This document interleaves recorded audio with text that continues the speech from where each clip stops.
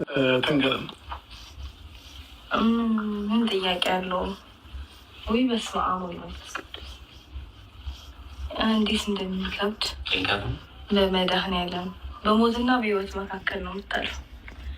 እና ደግሞ ዓለም ላይ ካሉ ከፍተኛ ህመሞች አንደኛው ነው።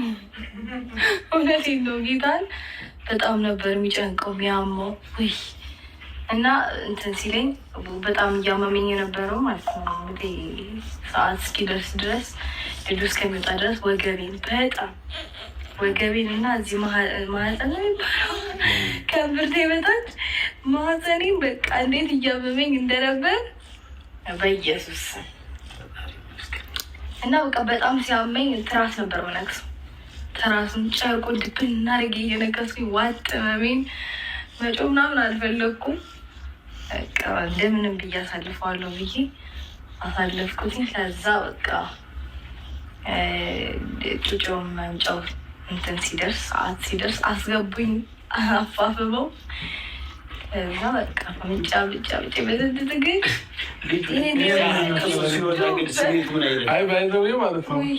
እንዴት እንደቀለለኝ ረሳሽው መጠን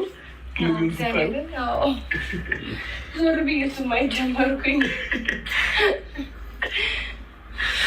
ብቻ ግን ያው በጣም ከባድ ነበረ።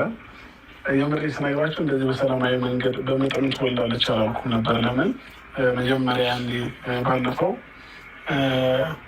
ዶክተሩም ደውዬለት ነግሮኝ ነበርና ትንሽ ኪሎ ከፍ ብሎ ነበርና በመጠኑ ተወልዳ መሰለኝ ነበር። ብቻ ስንት ኪሎ ነው? የኔን ኪሎ ነው የያዘው እና ደስ ብሎኛል። ዛሬ ነው የምንመጣው ወይስ ነገ?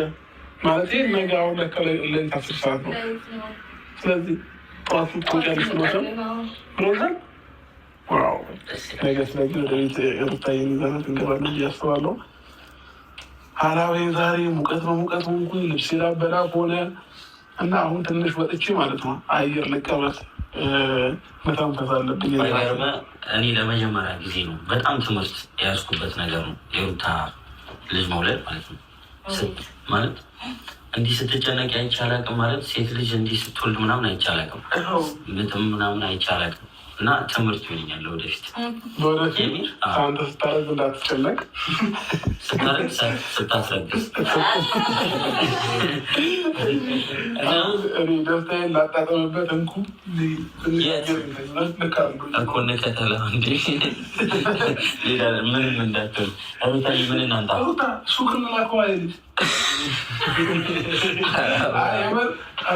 ማይላክ ልጅ ጥሩ አይደለም። ለእናንተ ማይላክ አንተ እንቅልፌ ማለት ነው እግዚአብሔር ላይ ያለው እንደዚህ እንዳለ ማለት ነው።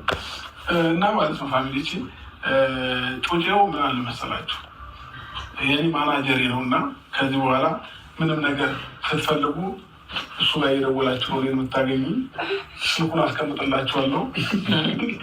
ኮሚኒኬት ያደረጋችሁ ማለት ነው። ማናጀሬ ነው።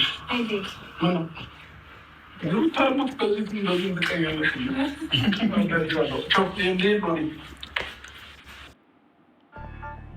All I want is a home and I get 100 options.